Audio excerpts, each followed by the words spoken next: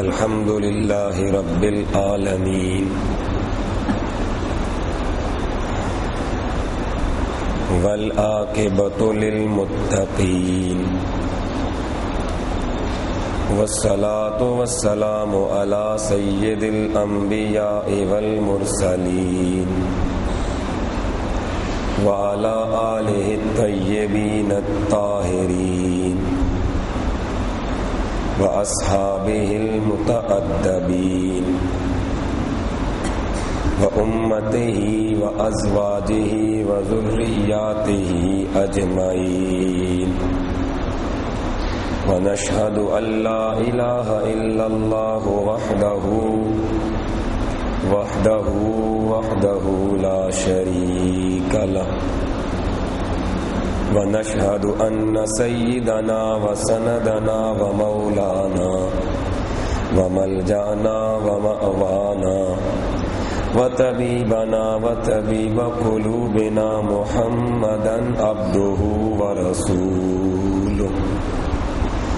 أما بعد فأعوذ بالله من الشيطان الرجيم بسم الله الرحمن الرحيم وَإِذْ قُلْتُمْ يَا مُوسَى لَن نُّؤْمِنَ لَكَ حَتَّى نَرَى اللَّهَ جَهْرَةً فَأَخَذَتْكُمُ الصَّاعِقَةُ وَأَنْتُمْ تَنظُرُونَ ثُمَّ بَعَثْنَاكُم مِّن بَعْدِ مَوْتِكُمْ لَعَلَّكُمْ تَشْكُرُونَ صدق اللہ مولانا العظیم وبلغنا رسوله النبی الکریم الامین الرؤوف الرحیم ان اللہ وملائکتہ یصلون علی النبی یا ایہا الذین آمنوا صلوا علیہ وسلموا تسلیما اللهم صل وسلم على سيدنا ونبينا ومولانا محمد وعلى آل سيدنا ونبينا ومولانا محمد وبارك وسلم وصل عليه الصلاة والسلام عليك يا سيدي يا رسول الله وعلى آلك وأصحابك يا سيدي يا حبيب الله الصلاة والسلام عليك يا شفيع المذنبين وعلى آلك وأصحابك يا سيدي يا رحمة للعالمين حمد و صلاۃ کے بعد قابل احترام میرے دینی اور یقینی دوستوں، بھائیوں اور بزرگوں، آج کا یہ درس قرآن مجید سورہ بقرہ کی آیہ کریمہ نمبر 55 اور 56 کے مضامین پر مشتمل ہوگا۔ دعا کریں کہ رب العالمین قرآن مجید کی ان آیات کا ہمیں صحیح معنوں میں فہم نصیب فرمائے اور پھر اس پر عمل پیرا ہونے کی توفیق بھی عطا فرمائے۔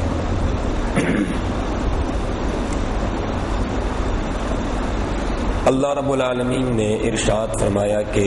وَإِذْ قُلْتُمْ، اور جب تم نے کہا، یا موسیٰ، اے موسیٰ، لن نؤمن لک، ہم ہرگز تصدیق نہیں کریں گے تمہاری، ہم ہرگز ایمان نہیں لائیں گے تمہاری نبوت پر، حتی نر اللہ جہرتاً، یہاں تک کہ ہم خود اللہ تعالیٰ کو اپنے سامنے ظاہر دیکھ لیں۔ فَأَخَذَتْكُمُ الصَّاعِقَةُ، پھر تمہیں بجلی کی کڑک نے گرفتار کر لیا، پکڑ لیا۔ وانتم تنظرون، اس حال میں کہ تم سب دیکھ رہے تھے، ثم بعثناکم من بعد موتکم، پھر ہم نے تمہیں تمہاری موت کے بعد دوبارہ زندہ کر دیا، لعلکم تشکرون، تاکہ تم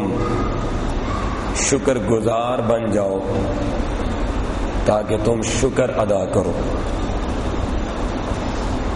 یہاں ان آیات کریمات میں رب العالمین نے بنو اسرائیل کو جو انعامات دیے تھے، جو احسانات بنو اسرائیل پر اللہ تعالیٰ نے فرمائے تھے، ان میں چھٹا احسان اور چھٹا انعام یہاں بیان کیا گیا۔ اور یہ انعام کیا تھا، اس کی تفصیل میں ائمہ تفاسیر نے یہ بات نقل کی ہے کہ جس وقت موسیٰ علیہ السلام طور پہاڑ سے نیچے اترے تھے اور اپنی قوم کے پاس آئے تھے، پچھلے درس میں آپ نے یہ بات سماعت کی ہے کہ رب ذوالجلال کے حکم پر وہ طور سے واپس آئے تھے، کہ اللہ رب العالمین نے خود موسیٰ علیہ السلام کو خبر دی تھی کہ تمہارے وہاں سے آنے کے بعد تمہاری قوم شرک کی آلودگیوں میں اور گندگیوں میں ملوث ہو چکی ہے۔ تو جب آپ طور پہاڑ سے نیچے آئے تھے اپنی قوم کو دیکھنے کے لیے، اور جب آپ نے دیکھا کہ وہ سب مل کر کے بچڑے کو پوج رہے ہیں، تو اللہ رب العالمین نے اس موقع پر موسیٰ علیہ السلام کو یہ وحی فرمائی تھی کہ اگر آپ کی قوم میں سے یہ لوگ جنہوں نے بچڑے کی پوجا کی ہے، اگر یہ لوگ یہ چاہتے ہیں کہ انہیں معافی دے دی جائے، کیونکہ انہوں نے موسیٰ علیہ السلام سے درخواست کی تھی کہ ہمیں معاف کر دیں، ہم توبہ تائب ہوتے ہیں، تو رب ذوالجلال نے فرمایا کہ اے موسیٰ پھر توبہ اگر کرنی ہے نا انہوں نے، تو اس کا طریقہ یہ ہے کہ ہر قبیلہ آپ کی قوم میں سے اس کا ایک بڑا لیڈر اپنے ساتھ لے لیں، اپنی قوم کے جتنے قبیلے ہیں ان کے لیڈروں کو ساتھ لے لیں، اور ان کو ساتھ لے کر کے طور پہاڑ پر تشریف لائیں۔ تو یہ تقریباً 70 آدمی بن گئے تھے جو تمام قبیلوں کے سردار اور لیڈر تھے، اور یہ 70 آدمی موسیٰ علیہ السلام کے ساتھ ان کی معیت میں طور پہاڑ پر گئے، اور گئے اس لیے تھے کہ موسیٰ علیہ السلام کو اللہ نے حکم دیا تھا کہ اب توبہ ایسے قبول نہیں کروں گا، ان کی توبہ کو اس وقت قبول کروں گا جب یہ آپ کے ساتھ طور پہاڑ پر آئیں گے۔ یہاں ایک سوال یہ پیدا ہوتا ہے کہ بچڑے کی پوجا تو 70 آدمی صرف 70 آدمیوں نے نہیں کی تھی، بچڑے کی پوجا کرنے والے صرف 70 آدمی نہیں تھے، وہ تو ہزاروں کی تعداد میں تھے، لیکن سب کو اللہ رب العالمین نے یہ حکم نہیں دیا کہ موسیٰ سب کو لے کر کے میری بارگاہ میں آئیں، فرمایا صرف وہ لوگ لے کر آئیں جو اپنے قبیلے کے، اپنی برادری کے بڑے ہیں، سردار ہیں، وہ تقریباً 70 آدمی بنے۔ اس پر ائمہ تفاسیر نے یہ سوال اٹھایا کہ آخر صرف انہی 70 لوگوں کو کیوں بلایا گیا جو قبیلوں کے سردار تھے اور جو بڑے تھے؟ عام لوگ جو شرک جیسے گناہ میں مبتلا ہوئے تھے انہیں کیوں نہ بلایا گیا؟ تو وہ جواب دیتے ہوئے کہتے ہیں کہ اس سے یہ بات ثابت ہوتی ہے کہ عام بندہ تو عام بندہ ہے، اس کا ذہن عامی ذہن ہے، اور عوام وہ زیادہ تر یا اپنی برادری کے پیچھے چلتے ہیں یا جو ان کا سیاسی لیڈر ہوتا ہے وہ اس کے پیچھے چلتے ہیں، اور وہ یہ کم سوچتے ہیں کہ ہمارا سیاسی لیڈر یا ہماری برادری کا بڑا یہ درست فیصلہ کر رہا ہے یا غلط فیصلہ کر رہا ہے۔ وہ صرف اور صرف یہ دیکھتے ہیں کہ ہماری برادری کے بڑے نے فیصلہ کر دیا ہے، ہمارے سیاسی لیڈر نے فیصلہ کر دیا ہے، اس لیے ہم اس کے پیچھے چلیں گے۔ تو اللہ رب العالمین نے ان 70 آدمیوں کو اس لیے بلوایا کہ اصل میں تو یہ لیڈر جو ہیں انہوں نے گمراہ کیا اپنے عام لوگوں کو، اپنی عوام کے دلوں کے اندر شکوک تو انہوں نے ڈالے، انہوں نے انہیں پیچھے لگایا، گویا سامری نے ان لیڈروں کو پھانسا، اس سامری جادوگر نے ان لیڈروں کو جادو کا کرتب دکھایا، تو یہ لیڈر اس کے دام فریب کے اندر گرفتار ہوئے، پھر ان لیڈروں نے اپنے قبیلے کے سادہ لوگوں کو، عام لوگوں کو اپنے پیچھے چلنے پر مجبور کر دیا۔ بالکل ایسے ہی کہ صاحب وہ جیسے آج کا سامری امریکہ ہے، آج کا سامری برطانیہ ہے، آج کا سامری یہود اور نصارہ ہیں کہ جنہوں نے مسلمانوں کے حکمرانوں کو جناب اپنے جادو کے سحر کے جال میں پھنسا کے رکھا ہوا ہے، اور پھر یہ لیڈر، یہ حکمران اپنے عوام کے جان مال سے کھیل رہے ہیں اور اپنے عوام اور اپنے ملک، اپنی ملت، اپنے دین سے دھوکہ کرتے جا رہے ہیں۔ اس کا مطلب یہ ہے کہ سب سے زیادہ قصوروار یہ سیاسی لیڈر ہوتے ہیں، اور یہ برادری اور خاندان کے وہ بڑے ہوتے ہیں کہ جن کا حکم چلتا ہے، جن کے پیچھے لوگ چل کر کے اپنا مسلک بناتے ہیں، اپنی جماعت بناتے ہیں۔ تو برادری کا بڑا ٹھیک راستے کا انتخاب کرے تو جو پیچھے چلنے والے اس کے خاندان کے لوگ ہیں نا، وہ بھی پھر صحیح راستے کا انتخاب کرتے ہیں۔ اور میں آپ کو بتاؤں کہ قرآن مجید کی تعلیمات، اگر ہم یہ انبیاء کرام کے قصے پڑھیں تو ہمارے سامنے یہ بات آتی ہے کہ انبیاء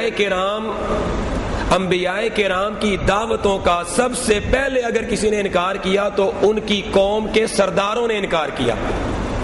سب سے پہلے اگر کسی نے انکار کیا تو ان کی قوم کے سرداروں نے انکار کیا۔ مثلا قال الملأ الذین استکبروا، قرآن مجید میں ہے کہ کہا ان سرداروں نے جنہیں تکبر تھا، جنہیں غرور تھا اپنی سرداری کا۔ نوح علیہ السلام جس وقت کشتی بنا رہے تھے اس وقت بھی ان کی قوم کے جو مالدار سردار تھے، فن خان تھے، سیاسی لیڈر تھے، انہوں نے مذاق اڑایا۔ موسیٰ علیہ السلام کی قوم کے اندر بھی،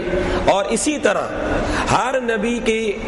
حکایت اور ہر نبی کے قصہ کو قرآن جب ہمارے سامنے لاتا ہے تو یہ بات ہمارے سامنے عیاں ہو جاتی ہے کہ اصل میں گمراہ یہ سردار ہوتے ہیں، اصل میں لیڈر یہ گمراہی کی طرف یہ بڑھتے ہیں، اور پھر ان کی وجہ سے ان کے پیچھے چلنے والے سادہ لوہ قسم کے عوام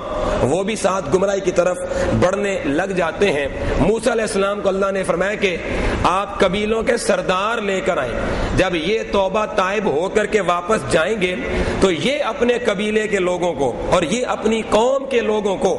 یہ صحیح سمت پہ ڈالیں گے، پھر یہ ان کا قبلہ درست کریں گے، پھر یہ ان کی سمت صحیح کریں گے۔ اب ہوا یہ کہ موسیٰ علیہ السلام جب ان 70 آدمیوں کو لے کر کے طور پہاڑ پر پہنچے تو وہاں پر ان 70 آدمیوں نے طور پہاڑ پر موسیٰ علیہ السلام سے یہ مطالبہ کیا کہ سل ربک حتی یسمعون کلامنا، مطالبہ یہ کیا کہ آپ اپنے پروردگار سے یہ سوال کریں، یہ درخواست کریں کہ ہم اس کے کلام کو سننا چاہتے ہیں، ہم اس کا کلام سننا چاہتے ہیں۔ اے موسیٰ جیسے آپ اس کے کلام اور اس کی باتوں کو سنتے ہیں اور بغیر کسی واسطے اور وسیلے کے سنتے ہیں، خود ڈائریکٹ سنتے ہیں، ہم چاہتے ہیں کہ ہم بھی اللہ کا کلام سن لیں۔ اس موقع پر سأل موسیٰ علیہ السلام ذالک، موسیٰ علیہ السلام نے اللہ کی بارگاہ میں یہ دعا مانگی اور یہ سوال کیا، فاجابہ اللہ الیہ، اللہ نے موسیٰ علیہ السلام کی یہ دعا قبول فرمائی، اور دعا قبول فرما کے ہوا کیا، لما دنا من الجبل، خالق کائنات طور پہاڑ کے قریب ہوا، تو جب اللہ پہاڑ کے قریب ہوا تو واقع علیہ عمود من الغمام، تو بادلوں کا ایک ستون نمودار ہوا پہاڑ کے اوپر، بادلوں کا ایک پلر، ایک ستون بنا، وَتَغَشَّ الْجَبَلَ كُلَّهُ، پھر اس ستون نے پورے پہاڑ کو اپنی لپیٹ میں لے لیا، اس نور کے ستون نے اور اس بادلوں نے۔ وَدَنَا مِن مُوسَىٰ ذَلِكَ الْغَمَامُ، موسیٰ علیہ السلام پھر اس بادل، وہ جو نور بادلوں کی شکل میں نمودار ہوا تھا، موسیٰ علیہ السلام اس کے قریب ہوئے، حتیٰ دخل فیہ، یہاں تک کہ اس کے اندر چلے گئے۔ فقال للقوم، جب آپ اندر چلے گئے اس نور کے اندر، اس بادل کے اندر، تو آپ نے قوم کو مخاطب کر کے فرمایا کہ ادخلوا وعو، کہ اندر آؤ تم بھی اور قریب ہو جاؤ۔ اور جب وہ موسیٰ علیہ السلام کے حکم پر عمل کر کے وہ بھی ساتھ اس بادل کے اندر داخل ہوئے، تو کان موسیٰ علیہ السلام متی کلمہ ربہ، کہ جب بھی پھر خالق کائنات اپنے کلیم اور اپنے نبی موسیٰ سے کلام کرتا، تو یہ جو قوم تھی نا، انہیں وہ کلام سنائی دیتی کہ اللہ کیا فرما رہا ہے اور موسیٰ آگے سے کیا کہتے جا رہے ہیں۔ تو یہ جو قوم سنتی تھی کہ اللہ کیا کہہ رہا ہے، اللہ کیا فرما رہا ہے، تو وہ یہ دو لفظ یہ سنتے رہے کہ اللہ فرماتا ہے افعل، اے موسیٰ یہ کرو، ولا تفعل، اور یہ نہ کرو۔ یہ کلام اللہ کا قوم نے اپنے کانوں سے خود سنا۔ یہاں رک کر کے ایک بات آپ کے سامنے کرنا چاہوں گا کہ یارو، رب ذوالجلال کے کلام کو بھی بغیر وسیلے کے بندہ سن نہیں سکتا ہے، جب تک کہ موسوی واسطہ بیچ میں نہ رکھا جائے۔ موسوی وسیلہ اور نسبت موسیٰ کو جس وقت بندہ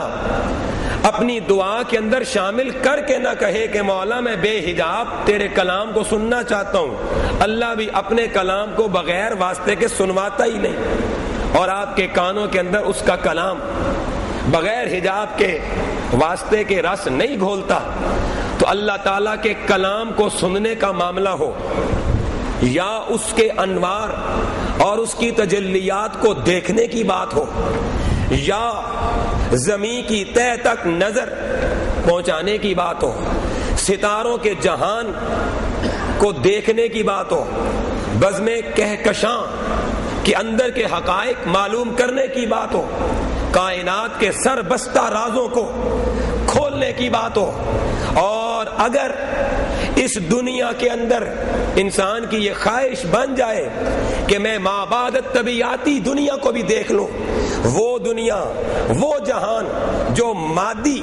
دنیا سے یکسر مختلف ہے اور ماورا ہے،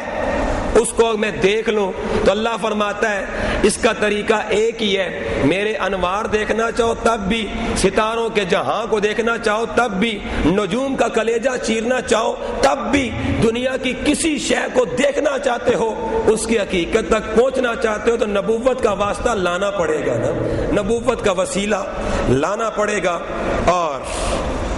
میں آپ کو یہ بات بتاؤں، موسیٰ علیہ السلام نے تو اپنے اس قوم کے 70 آدمیوں کو اللہ کا کلام سنوایا، طور پہاڑ پر لے جا کر، اور ایک مرتبہ سنوایا، لیکن میرے اور آپ کے نبی امام الانبیاء مصطفیٰ کریم علیہ الصلوۃ والسلام نے فرمایا تم میرے بن جاؤ اور میری نسبت کا ہار گلے میں سجا لو، پھر مصلی پر کھڑے ہو جاؤ، فجر میں، ظہر میں، عصر میں، مغرب میں، عشاء میں، تہجد میں، اوابین میں، چاشت میں، اشراق میں، جب چاہو مصلی پر کھڑے ہو جاؤ، میری نسبت کا نور تمہارے گلے میں ہوا نا، تو الصلاۃ معراج المؤمنین، جو یہ نماز جتنی بھی پڑھتے جاؤ گے، اللہ اس نماز میں تمہیں کلام بھی سنوا دے گا، اپنا دیدار بھی عطا فرما دے گا۔ وہاں تو ایک مرتبہ ہوا نا کہ ایک مرتبہ موسیٰ علیہ السلام کی نسبت سے ان 70 آدمیوں نے اللہ کا کلام سنا۔ میرے آقا نے فرمایا کہ جب تم میری نسبت کا ہار گلے میں سجا لو تو دن میں 5 مرتبہ تم خدا کی بارگاہ میں پہنچ جاؤ گے اور معراج کر لو گے۔ ایک حدیث پاک یہ بھی ہے کہ ان المصلی یناجی ربہ، کہ نماز پڑھنے والا انسان جب نماز کے لیے کھڑا ہوتا ہے تو وہ یہ سمجھے کہ وہ اللہ سے سرگوشی میں باتیں کر رہا ہے۔ اب آپ دیکھیں وہاں ایک مرتبہ کا اعزاز ہے، کہ موسیٰ علیہ السلام کی نسبت سے ان کی قوم نے ایک مرتبہ اللہ کے کلام کو سنا، اور میرے اور آپ کے آقا کی شان تو دیکھو، حضور فرماتے ہیں تم جب چاہو میرا واسطہ دے کر کے مصلی پر کھڑے ہو جاؤ نا تو اللہ کرم کے دروازے کھول دے گا، تو تم ایسے محسوس کرنے لگ جاؤ گے کہ وہ تم سے باتیں کر رہے، تم اس سے باتیں کر رہے ہو نا۔ اور دیکھو یہاں پر سوچنے والی ایک اور بات بھی ہے کہ یناجی، یہ جو لفظ ہے نا یناجی، اس کا مصدر آتا ہے مناجات، اور مناجات کا جو خاصہ ہے یا مناجات کا جو پروننسیشن ہے، تلفظ ہے، جو وزن ہے، وہ ہے مفاعلہ، اور باب مفاعلہ کی خاصیت یہ ہوتی ہے کہ اس مصدر کو جب استعمال کیا جائے تو اس مصدر میں جو کام اور فعل بیان کیا جاتا ہے وہ ایک طرف سے نہیں ہوتا، وہ دو طرف سے ہوتا ہے۔ مثلا کہا جائے نا مداربہ، تو مطلب یہ ہوگا کہ ایک طرف سے نہیں، دو طرف سے مار کٹائی۔ داربہ فلان نے مارا دوسرے کو، اس نے اس کو مارا، دونوں نے ایک دوسرے کو مارا۔ تو جب کہا کہ مناجات یناجی ربہ، آقا نے فرمایا میری نسبت کا ہار گلے میں سجاؤ، تو پھر یہ سمجھو کہ تم اللہ سے مناجات کر رہے ہو، مانا یہ تم اس سے صرف باتیں نہیں کر رہے، وہ تم سے باتیں کر رہے، تم اس سے باتیں کر رہے ہو نا، آپس میں ایک دوسرے سے تم باتیں کرنے لگ جاؤ گے، سرگوشیاں۔ تو یہ وسیلہ نبوی ہے، یہ شان نبوت ہے۔ اور یارو اگر نبی کی نسبت سے نبی کا امتی یہ مقام حاصل کر سکتا ہے کہ وہ بغیر پردے اور واسطے وسیلے کے خدا کے کلام کو سن لیتا ہے، تو خود نبی کا مقام کتنا اونچا ہوگا نا، کتنا عرفہ اور اعلیٰ ہوگا۔ پھر اگلی بات سنیں، جب یہ ہو گیا انہوں نے کلام سن لی، ان کا مطالبہ تو یہ تھا نا کہ دعا کریں کہ ہم اللہ کے کلام کو سننا چاہتے ہیں۔ اب یہ مطالبہ پورا ہو گیا، اللہ نے اپنا کلام سنوا دیا، اور اس دوران ہوا یہ کہ فلما تم الکلام، اب اللہ نے کلام پورا کیا، انکشف عن موسیٰ الغمام، تو وہ جو بادل ظاہر ہوا تھا نا وہ بادل ختم ہو گیا، الذی داخل فیہ، جس کے اندر موسیٰ علیہ السلام داخل ہوئے تھے، وہ بادل ختم ہو گیا۔ فقال القوم بعد ذلک، اس کے بعد اب قوم نے، ان 70 آدمیوں نے ایک دوسرا مطالبہ کیا۔ وہ دوسرا مطالبہ کیا تھا؟ لن نؤمن لک حتی نری اللہ جہرۃ، اے موسیٰ ہم اس وقت تک آپ کی نبوت پر ایمان نہیں لائیں گے جب تک ہم اللہ کو اپنی آنکھوں سے دیکھ نہ لیں۔ یعنی پہلا مطالبہ یہ تھا کہ ایمان اس وقت لائیں گے کہ ہم سنیں اس کے کلام کو۔ موسیٰ علیہ السلام کے وسیلے سے اللہ نے ان کا یہ مطالبہ پورا کر دیا، لیکن ساتھ دوسرا مطالبہ کیا تھا کہ اب ہم دیکھنا بھی چاہتے ہیں، جس خدا کو آپ منوانا چاہتے ہیں ہمارا مطالبہ یہ ہے کہ وہ خدا ہمیں دکھائیں بھی تو صحیح نا۔ اس پر فَأَخَذَتْهُمُ الصَّاعِقَةُ، اللہ رب العالمین کو غضب آیا، اور اللہ نے اس بجلی کو، آسمان والی بجلی کو حکم دیا، اور یہ بجلی چمکی، اس کی کڑک بھی تھی، یہ بجلی اس قوم کے اوپر آ کر کے گری، ان 70 آدمیوں پر، تو 70 کے 70 اسی جگہ فوت ہو گئے، مر گئے، ماتو جمیعا، سارے مر گئے۔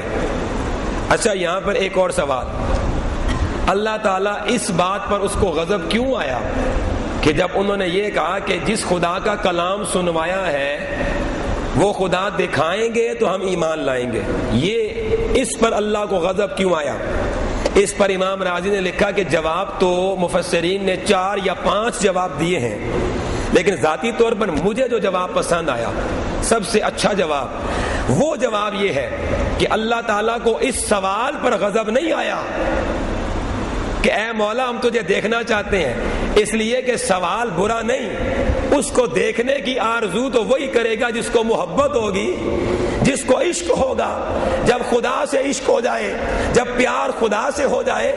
تو پھر یہ آرزو بری نہیں کہ جس سے عشق کرتا ہوں وہ دکھائی بھی دے، وہ نظر بھی آئے۔ یہ سوال، یہ آرزو،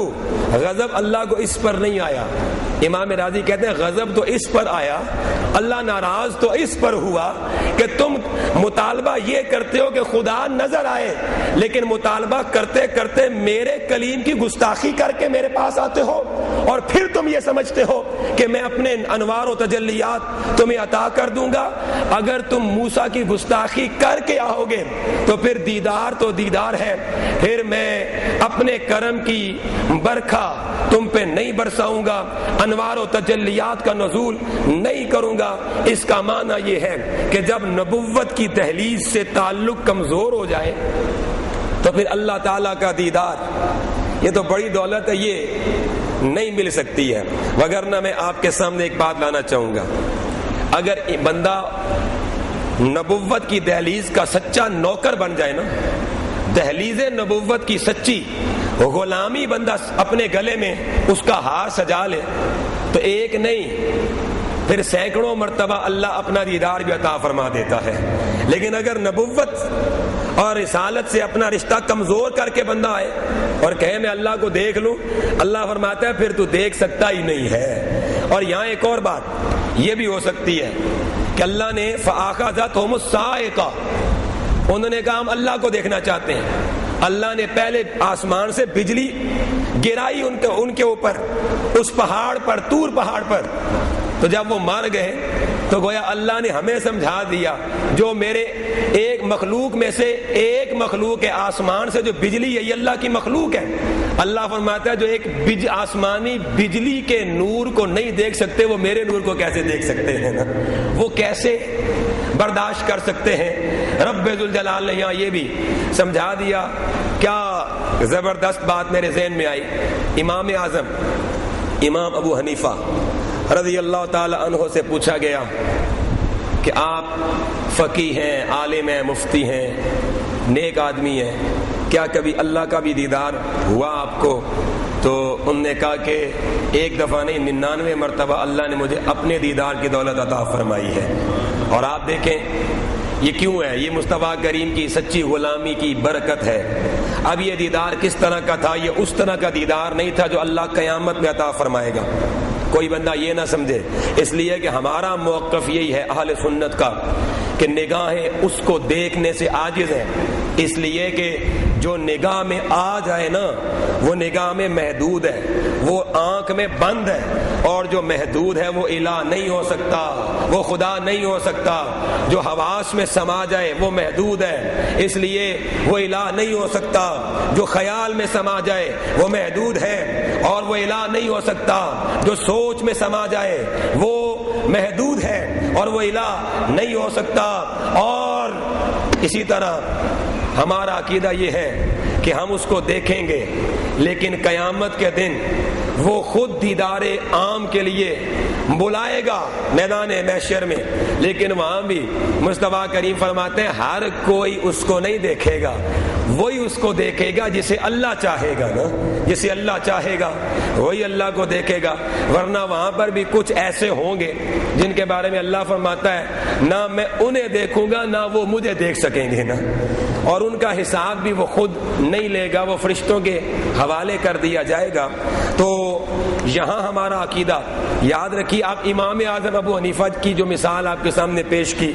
تو اس پر جواب یہی ہے، انہوں نے دیکھا ہوگا، لیکن اس دیدار کی کیفیت کیا ہوگی؟ یقیناً وہ کیفیت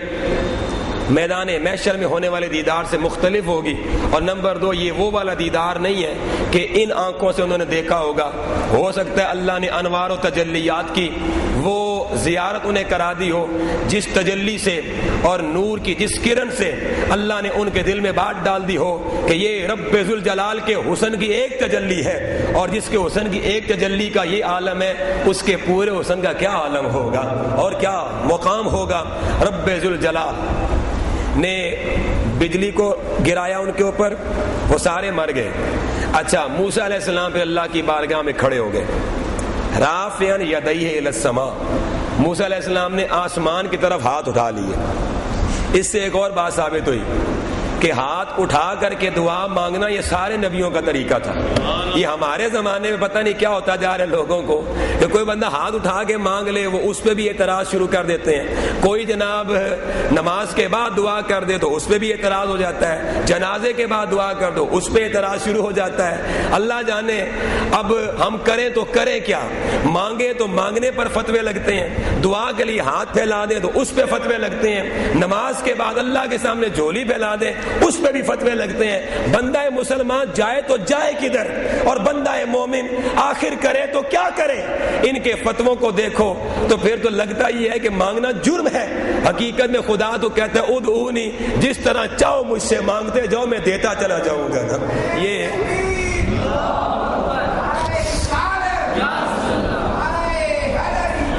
نبی کریم علیہ الصلوۃ والسلام کی اپنی سنت بھی یہی تھی. حضور علیہ الصلوۃ والسلام جب دعا کرتے تھے تو ہاتھ اٹھا کر کے دعا کرتے تھے. ایک موقع پر رسول کریم علیہ الصلوۃ والسلام نے صحابہ کو پتہ ہے دعا کا طریقہ سکھایا. فرمایا صحابہ دعا مانگو نا تو ہاتھ ایسے پھیلایا کرو اور پھیلا کر کے اپنے کندھوں کے برابر رکھا کرو,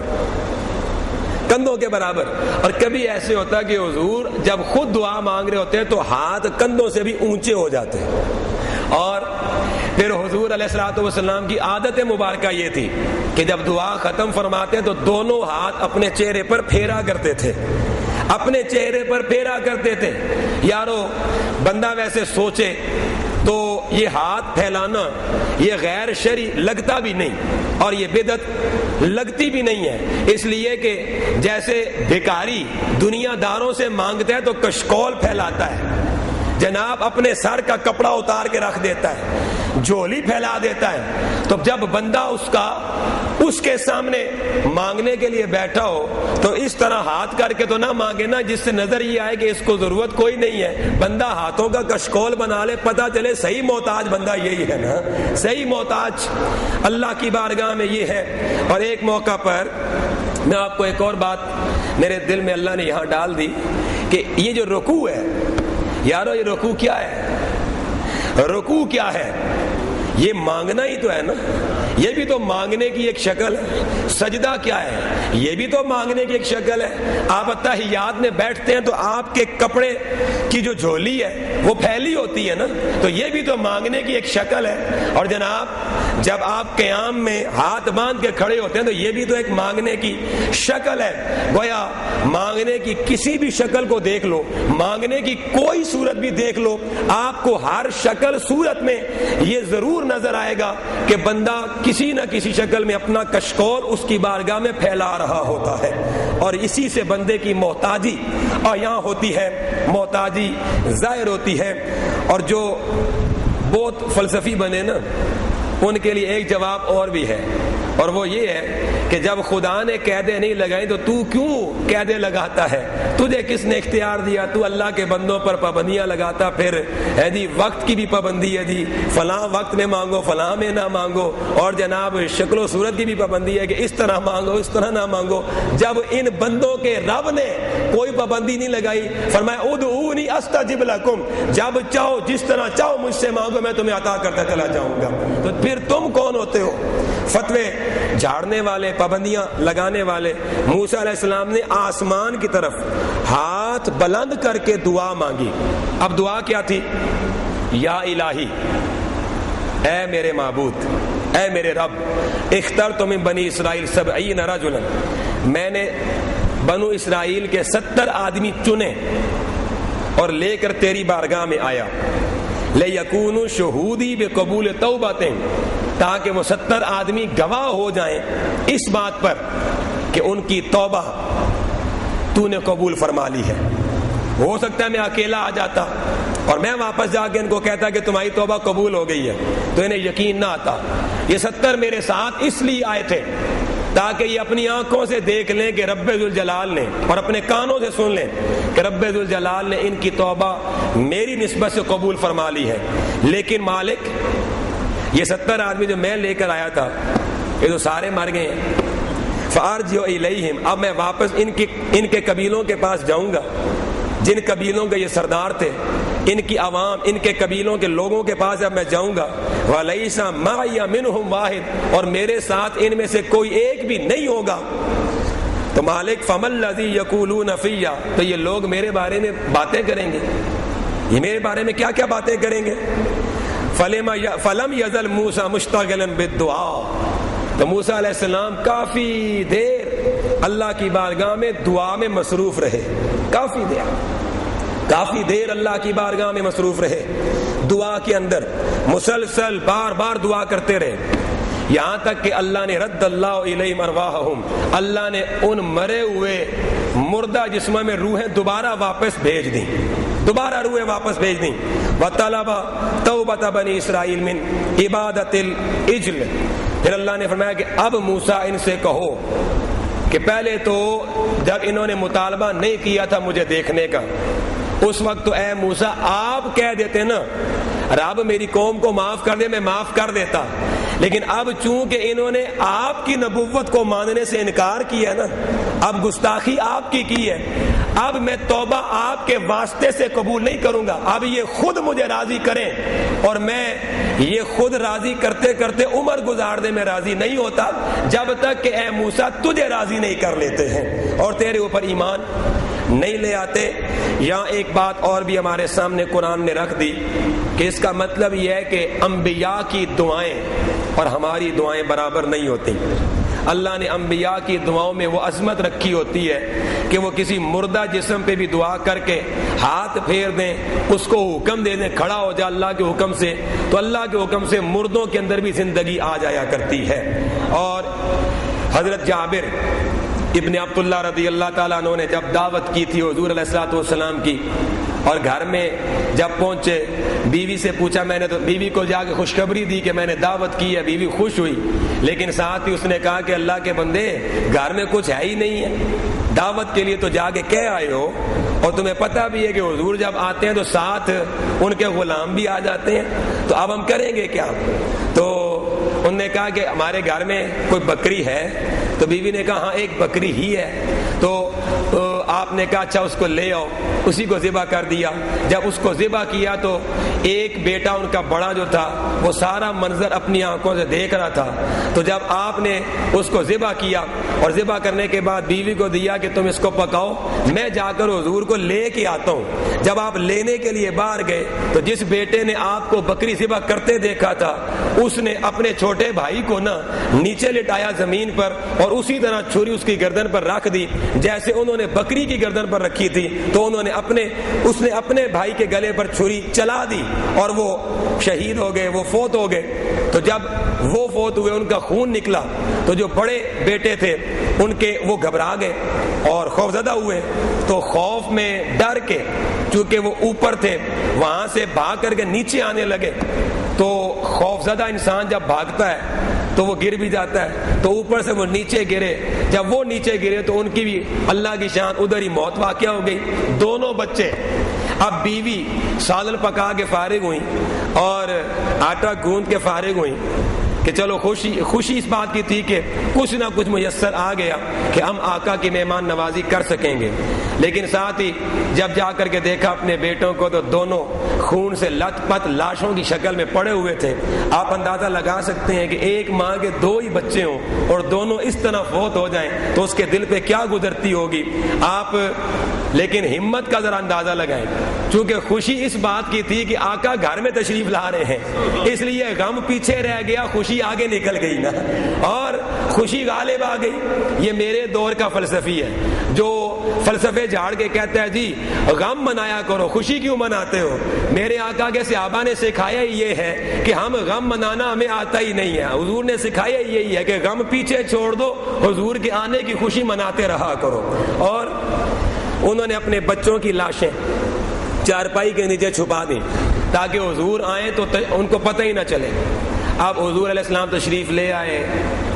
حضرت جابر بھی تشریف لے آئے، تو آپ حوصلہ دیکھو، انہوں نے اپنے خاوند جابر ابن عبداللہ کو بھی بتایا ہی نہیں کہ تمہارے بیٹوں کا یہ ماجرا ہے، خاوند کو بھی نہیں بتایا، حضور علیہ الصلوۃ والسلام کو بھی نہیں بتایا۔ اور پھر حضور علیہ السلام جب اندر آئے تو آقا نے فرمایا کہ تمہاری ہڈیاں کدھر ہے؟ غیب دان نبی تھے نا. آپ جانتے تھے کہ جابر کے گھر میں ہو سکتا ہے کھانا تھوڑا ہو, تو آپ نے پوچھا کہ ہنڈیا کدھر ہے؟ کہا حضور ہنڈیا یہاں پر رکھی ہے. آقا اندر تشریف لے کر کے ڈھکن ہٹا کر کے لعاب مبارک ہنڈیا کے اندر ڈال دیا اور ڈھکن سے اس کو ڈھک دیا. اور ڈھکنے کے بعد فرمایا تمہارا وہ جو روٹیاں پکانی ہے وہ آٹے سے, وہ آٹا کہاں ہے؟ کہا حضور یہ ہے. آقا نے لعاب دان اس میں بھی ملا دیا, اور پھر آقا نے فرمایا اس آٹے والے برتن سے بھی ڈھکن نہ اٹھانا اور اس ہنڈیا کے اوپر سے بھی ڈھکن نہ ہٹانا, اور تم بانٹتے جاؤ گے انشاءاللہ میرا رب فضل فرمائے گا سارے کھا بھی لیں گے اور بچ بھی جائے گا. ایسے ہی ہوا. 70 آدمی یا اس سے کچھ زیادہ آدمی ہوں گے جو حضور کے ساتھ تھے, سب نے کھایا, گھر والوں نے کھایا. پھر بھی جب ڈھکن اٹھا کر کے دیکھا گیا آٹا بھی محفوظ تھا اور سالن بھی اتنا ہی موجود تھا نا, کوئی کمی واقع نہ ہوئی تھی. اس موقع پر حضرت جابر ابن عبداللہ کی بیوی نے حضرت جابر کو ماجرا سارا سنا دیا. انہوں نے سوچا ہوگا کہ اب حضور چلے جائیں گے تو جانے سے پہلے اپنے خامند کو کہہ دیتی ہوں کہ حضور کو بتا دو ہمارے بچوں کا یہ ماجرا ہے. انہوں نے جابر ابن عبداللہ کو بتایا. حضرت جابر حضور کی خدمت میں کہا حضور یہ ہو گیا. تو آقا نے فرمایا پریشان کیوں ہوتے ہو, اپنے بچوں کی لاشیں میرے سامنے لے آؤ. مصطفیٰ کریم علیہ الصلوۃ والسلام کے سامنے لائی گئیں تو آقا نے بغیر کسی تاخیر کے فرمایا قما باذن اللہ, اے دونوں بچوں اللہ کے حکم سے کھڑے ہو جاؤ. تو سارے صحابہ حیران ہو گئے کہ وہ بچے ایسے کھڑے ہو گئے جیسے انہیں کچھ ہوا ہی نہیں تھا, کوئی تکلیف ہی نہیں ہوئی تھی. اس موقع پر جابر ابن عبداللہ خوشی سے پھولے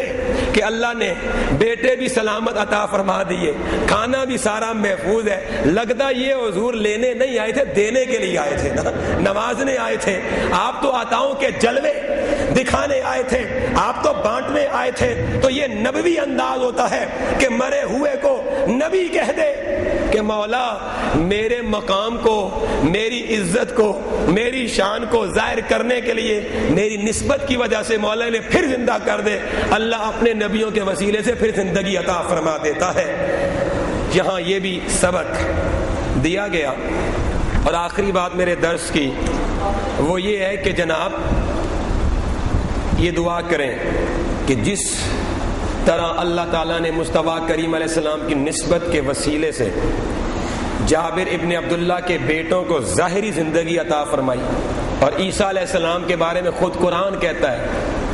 کہ عیسیٰ علیہ السلام کہتے تھے نا وَأُحْيِي الْمَوْتَى بِإِذْنِ اللَّهِ, کہ میں ایک تو معجزہ میرا یہ ہے کہ میں تم گھر سے جو کچھ گھر میں ذخیرہ کر کے آتے ہو میں تمہیں بتا سکتا ہوں کہ تم گھر میں کیا ذخیرہ کر کے آئے. اور دوسرا یہ ہے کہ اللہ کے حکم سے میں مردے کو ہاتھ لگا کے کہتا ہوں اٹھ, تو وہ اللہ کے حکم سے زندہ ہو کے کھڑا ہو جاتا ہے. تو دعا کرو جس طرح اللہ انبیاء کی نسبت سے ظاہری زندگی عطا فرماتا ہے, اللہ انبیاء کرام خصوصاً تاجدار نبوت حضور علیہ الصلوۃ والسلام کی نسبت کے نور سے ہمارے قلوب کو زندگی عطا فرمائے, ہمارے دل کو اللہ زندہ کر دے, اور ہمارے وجود میں اور ہمارے کردار میں اللہ تعالیٰ روحانیت اور اپنے جمال کا وہ نور ڈال دے کہ جس کی بنیاد پر ہمارے لیے حقائق عیاں ہو جائیں. اور آخر میں یہ بھی دعا کریں کہ رمضان شریف کا بابرکت مہینہ آ رہا ہے تو اللہ تعالیٰ ہمیں اپنے پیارے حبیب لبیب علیہ الصلوۃ والسلام کی توجہات نصیب فرمائے, تو یہ مہینہ ہم صحیح معنوں میں زندہ ہو کر کے گزاریں تاکہ پتہ چلے کہ یہ رمضان ہم نے محنت سے مشقت سے عبادت میں گزارا ہے. اور درس قرآن مجید انشاءاللہ العزیز رمضان شریف میں جاری رہے گا, اس کو ہم موقوف نہیں کریں گے. سوچا تو تھا کہ اس کو موقوف کر دوں, پھر مجھے یہ خیال آیا کہ اللہ نے فرمایا شہر رمضان الذی انزل فیہ القرآن, کہ رمضان کی نسبت یہی ہے کہ اس میں قرآن اتارا گیا. تو اب سارا سال درس ہوتا رہا, رمضان میں نہ ہو تو یہ مجھے اچھا نہیں لگا, اس لیے میں نے لیکن ٹائم بدل دیا. عصر کی نماز کے بعد انشاءاللہ 30-35 منٹ درس قرآن دوں گا تاکہ جلدی آپ لوگ فارغ ہو کر اپنے گھروں میں روزہ افطار کرنے کے لیے جا سکیں. اور دوسرا یہ بھی سن لیں کہ انشاءاللہ تراویح کی نماز میں عشاء کی اذان کے فوراً بعد جماعت تک یہ جو 10-15 منٹ بنتے ہیں, ہم انشاءاللہ پچھلے سال کی طرح جتنا آپ قرآن مجید تراویح میں سنیں گے اس پورے کا خلاصہ 10 سے 15 منٹ میں وہ بھی روزانہ انشاءاللہ میں بیان کرتا رہوں گا. اگر کسی دن مجھے درمیان میں سے کہیں جانا پڑ گیا آؤٹ آف سٹی اپنی کسی مصروفیت کی وجہ سے، تو انشاءاللہ یہاں ہمارے امام ہیں مولانا ضیاء الرحمان صاحب، وہ میری جگہ انشاءاللہ یہ سلسلہ جاری رکھیں گے، اس میں توقف یا وقفہ نہیں ہوگا۔ دعا یہ کریں کہ اللہ تعالیٰ، ہم نے تو ایک کوشش کرنی ہے، اب اس پہ پھل اللہ نے لگانا ہے، اللہ اس کو ثمر بار کر دے، بار آور کر دے۔ اللہ مجھے اور آپ کو عمل کی توفیق عطا فرمائے، آمین۔ وآخر دعوانا ان الحمدللہ رب العالمین۔ اللہم صلی وسلم علی سیدنا و نبینا مولانا محمد وعلی آل سیدنا و نبینا و مولانا محمد وبارک وسلم علیہ۔ ربنا آتنا فی الدنیا حسنۃ وفی الآخرۃ حسنۃ وقنا عذاب النار۔ آج کی محفل میں خصوصی دعا آپ سارے حضرات میرے ساتھ مل کر کے قبلہ شاہ صاحب کے گھر سے ان کی اہلیہ اور ہماری امی جی وہ سخت بیمار ہیں اور زیادہ سیریس حالت میں ہیں، تو آپ سارے میرے ساتھ مل کر کے دعا کریں۔ کیا پتہ آپ میں سے کسی کی دعا اللہ قبول کرے، اس کی وجہ سے سب کی دعا قبول ہو جائے، اللہ تعالیٰ انہیں صحت عطا فرمائے اور اللہ تعالیٰ قبلہ شاہ صاحب کی پریشانیاں تکلیفیں دور فرمائے اور امی جی کا سایہ ان کے بچوں پر بھی اور ہم پر بھی اللہ تعالیٰ سلامت رکھے، اللہ تعالیٰ سلامت رکھے۔ بذات خود شاہ صاحب کے لیے بھی دعا کرتے ہیں، اللہ تعالیٰ ان کو صحت عطا فرمائے، اللہ تعالیٰ ان کو عمر خضر عطا فرمائے اور اللہ تعالیٰ ان کا سایہ ہمارے سروں پر تا دیر قائم رکھے۔ اور ساتھ ہی اپنے جو بیمار لوگ ہیں ان کے لیے بھی دعا کریں، محلے میں جو لوگ بیمار ہیں ان کے لیے دعا کریں۔ شفیق صاحب مرحوم کی اہلیہ زیادہ بیمار ہیں، ان کے لیے دعا کرتا ہوں۔ حاجی صاحب کے گھر سے ان کی اہلیہ بیمار رہتی ہیں، اکثر بیمار رہتی ہیں، ابھی بھی بیمار ہیں، دعا کریں ان کے لیے بھی۔ اور اللہ تعالیٰ سب کو صحت کاملہ عاجلہ عطا فرمائے۔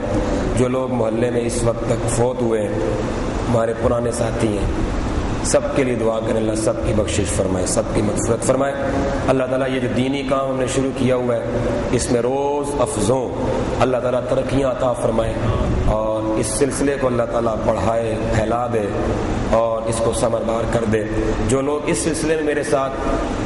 کسی بھی قسم کا تعاون کر رہے ہیں، دعا گو اللہ تعالیٰ انہیں دین و دنیا قبر و آخرت کی سعادتوں سے مالا مال فرما دے،